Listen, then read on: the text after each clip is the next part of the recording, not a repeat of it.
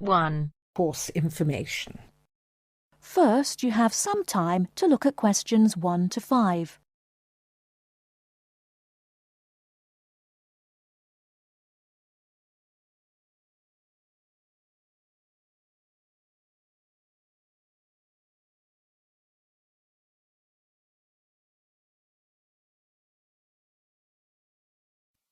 Hello, I wonder if you could help me.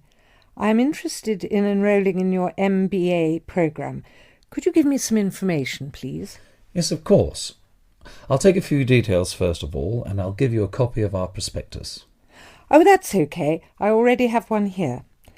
I've been researching the MBA courses in the local area, so I already have lots of course information. That's great. OK, so first of all, can you tell me your name, please? Yes, of course. It's Anne Horbury. Horbury, is that Hawberry? Yes, that's right. OK, and what's your date of birth, Ms. Horbury? The 22nd of May, 1981. That's great. And you were born in the UK? Yes, I was. All right, can you give me some contact details, please? Sure. My address is 26 Simon Place in Brighton, and my telephone number is 01903 714 721. Sorry, can you tell me your contact number once again? Yes, it's 01903 714 721. OK, great. And do you have a mobile phone number? No, I don't. Is it important? No, that's OK. I'll just write it on your form, no mobile phone. Now, just a few additional questions. Before you hear the rest of the conversation, you have some time to look at questions 6 to 10.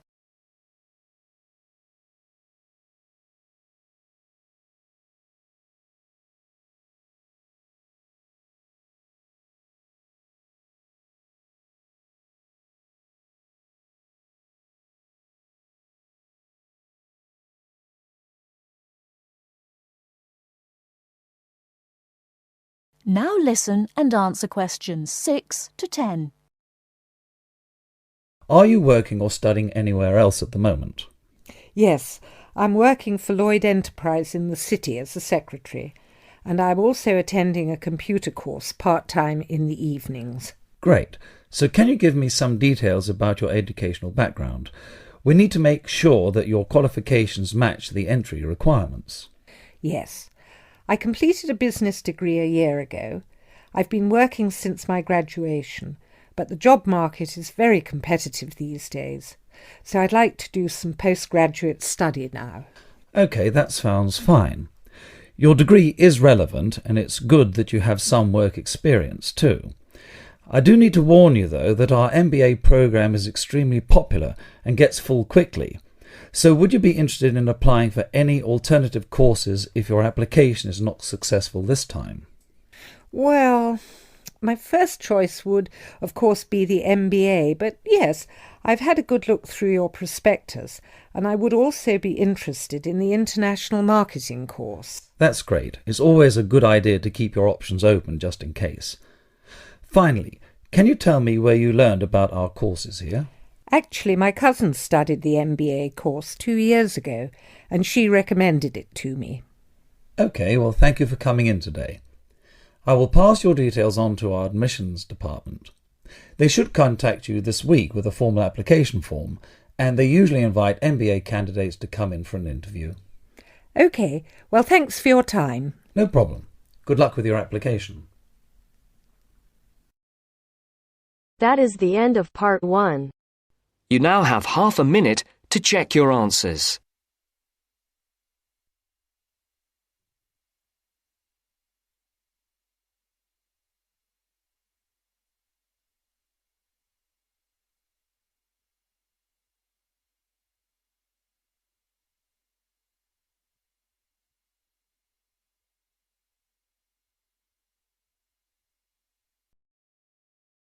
Now turns to part 2.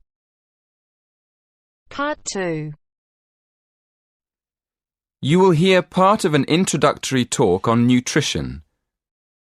First, look at questions 11 to 14.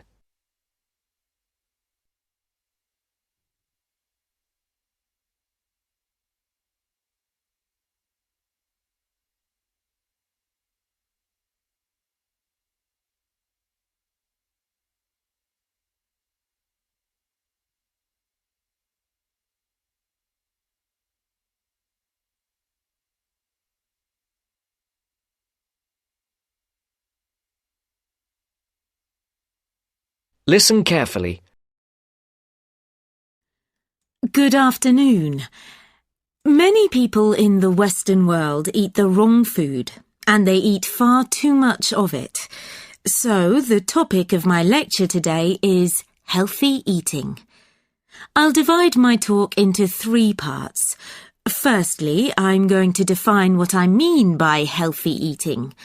After that, I'll go on to talk about why people don't eat properly, and then I'll finish my lecture with some ideas for improving the situation. Right. So, what do I mean by healthy eating? Well, some people might think it means eating a lot of meat. Of course, vegetarians wouldn't agree with this. They think eating meat is very unhealthy. Other people think that eating a lot of cabbage is good for you, or a lot of salad. Well, naturally, cabbage, salad and meat can all be part of healthy eating. But for me, healthy eating means 2 things. One is eating a balanced diet, and the other is eating the right amount of food. In my opinion, a balanced diet means eating a variety of foods, including meat, vegetables, fruit, cereals, and dairy foods. Obviously, the amount of food we should eat is more difficult to decide.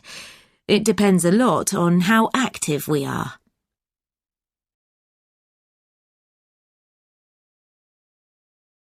Before the broadcast continues, look at questions 15 to 20.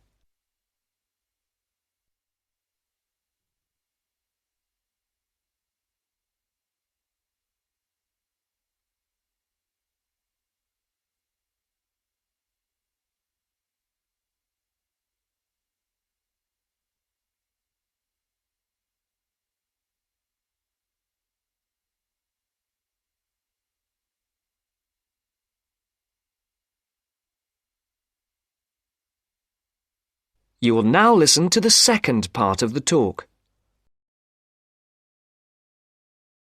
Now on to my next point. Why do so many people eat badly? Well, let's look first at having a balanced diet. To have a balanced diet, you have to plan your meals in advance and then buy the right food, and then take time to cook it properly. But these days, people are so busy working that they don't have time to go shopping, so they end up buying fast food at the last minute. Another reason people don't eat well nowadays is that it's actually cheaper to buy food already prepared in a packet. So, people who haven't got much money will buy packet food rather than cook something fresh.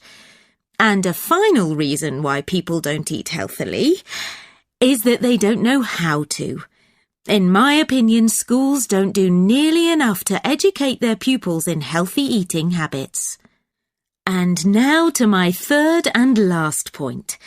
What can we do to solve the problem?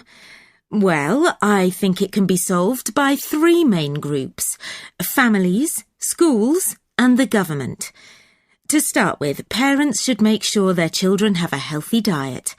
Secondly, a lot of schools have self-service machines where their pupils can buy soft drinks, crisps, sweets and chocolates. I think schools should change what they sell in these machines.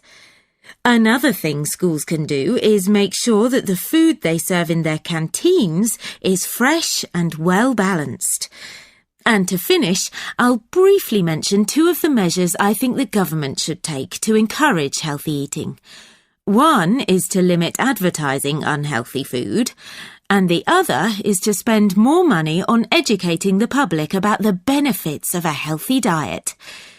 In my next lecture, I'll go into more detail about them. That is the end of part 2. You now have half a minute to check your answers.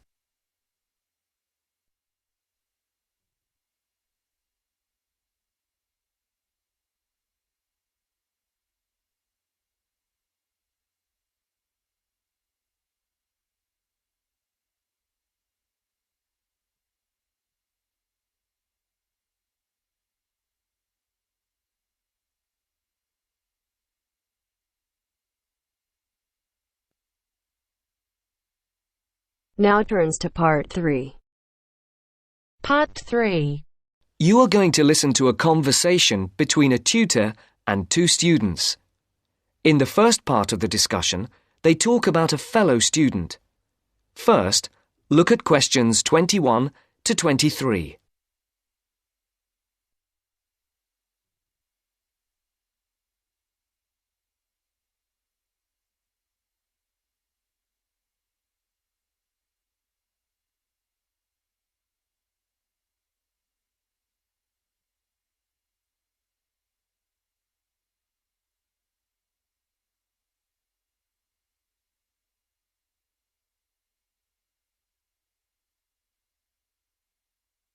As you listen, answer the questions.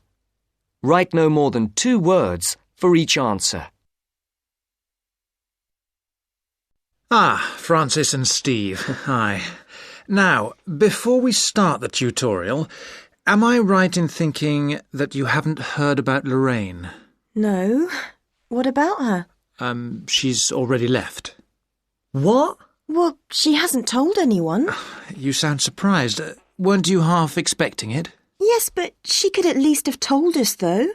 We've been on the course together for the past 3 years, and it would have been nice to know. She always was the sort to keep herself to herself. Yes, I know what you mean. Did she give any reason? Well, she got that job. What? Yes, and she's been given permission to leave, as there's only a week to go before the end of the course. But she'll be back for the exam week. Oh, well, we'll just have to catch her on the mobile after the class. She's gone back to Wales first. Oh, dear. We'll get hold of her on the mobile. She did say that it might not be possible to contact her for a couple of weeks. Oh, OK. If that is what she wants. Before the conversation continues, look at questions 24 to 30.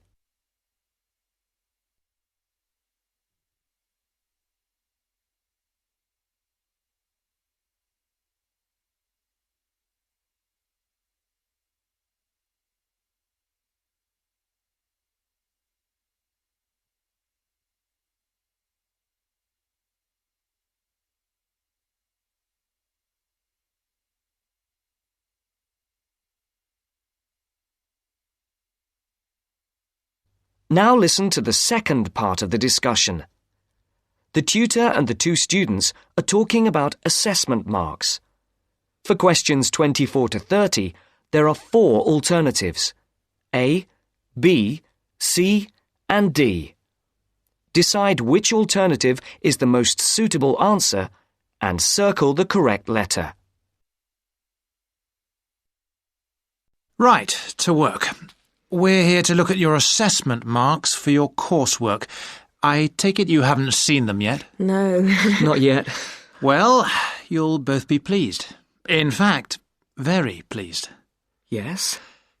Francis, you have come out with the top mark in the year. Oh. You have, in fact, got a starred first. Wow! Aren't you pleased, Francis? Yes, I'm just speechless. And, what about me? Well, Steve, you got a first as well. I don't believe it. You might have done even better, but there were a few faults with the 5,000-word project you did on traffic management. And what about the book review we had to do? Yours was, I can safely say, the best we have ever had. You're kidding. I'm not. In fact, you have won the departmental prize for the piece. It's a pity, really, that your project wasn't of the same calibre.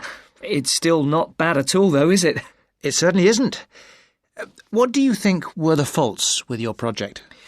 I just wasn't very happy with the conclusion, and I got myself in a bit of a twist with the argument about road pricing. By and large, your overall conclusions were okay, and I would say that your thoughts on road pricing were quite original. The problem was more with the actual end. It was a bit disappointing. You started off well, but then it ended rather suddenly, as if you got fed up with it. Yes, I did kind of stop fairly abruptly. I couldn't think of much to say, even though I knew it was important. Yes, that section needed a bit more work on it. But, as I said, by and large, it was very good. And Francis, your project was excellent.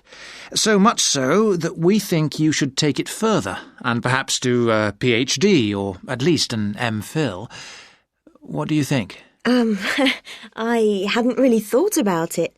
I've just been concerned with getting through this final year and getting all the coursework and exams out of the way. I can understand that. But I do think that you ought to consider it seriously. If you perform as well in your exams as in your project work, you're on course for a first. Do you think that I'd get funding for it? Well, any grant will be discretionary, but you have as good a chance as anyone else.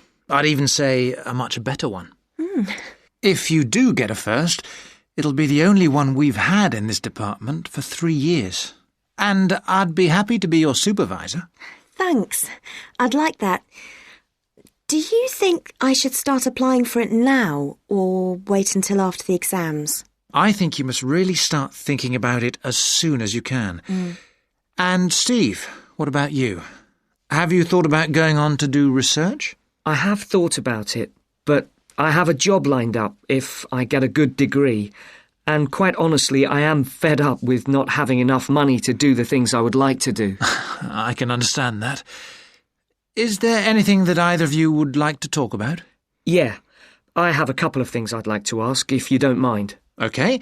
We have roughly 20 minutes left, so, Steve, would you like to go first? Right.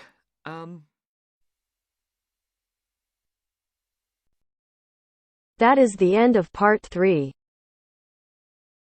You now have half a minute to check your answers.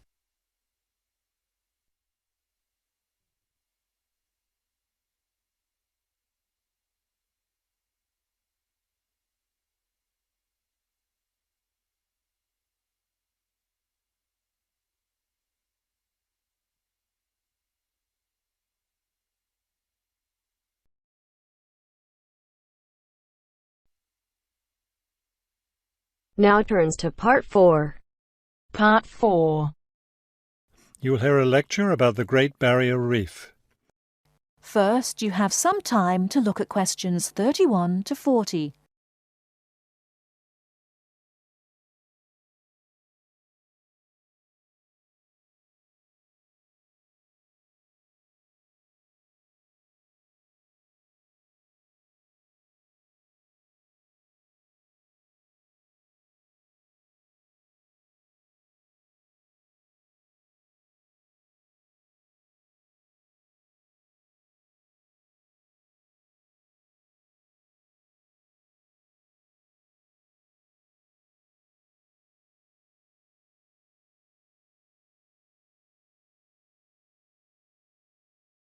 Now, listen carefully and answer questions 31 to 40. Despite its name, the Great Barrier Reef isn't just one large coral reef. Rather, it's a system of coral reefs that stretches along the east coast of Australia, covering an area of around 300,000 square kilometres. The Great Barrier Reef is composed of approximately 3,000 individual reefs, which range in size from 1 hectare to more than 10,000 hectares each. In addition, around 600 islands are scattered throughout the area, particularly at the northern and southern ends.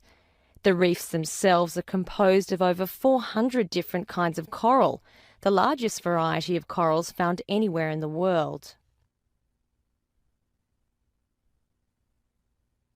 Thousands of species of sea animals live in and around the reefs. Altogether, approximately 1,500 species of fish inhabit the reef area, including a number of different kinds of sharks. One of the more interesting mollusks to be found in the reefs is the giant clam. This huge shellfish can live for more than 100 years and can weigh as much as 200 kilos. Sea mammals abound in the area, which serves as a breeding ground for certain types of whales, many of which are endangered. Over 200 species of sea and shore birds feed, roost or nest among the reefs and islands. Many types of reptiles can also be found living among and near the reefs. Saltwater crocodiles, for example, inhabit the marshes along coastal areas. Amphibians include at least 7 species of frogs inhabiting the islands of the reef. Unfortunately, this wondrous area of the world is threatened by climate change. Rising sea temperatures have led to an effect called coral bleaching, that is, large numbers of corals dying off, especially in the shallower areas of the reef. The Great Barrier Reef Marine Park Authority is attempting to find effective ways to deal with this issue that threatens the reef. One proposed solution involves shading the reef in certain areas to help keep the surrounding water temperatures down. That is the end of part 4. You now have half a minute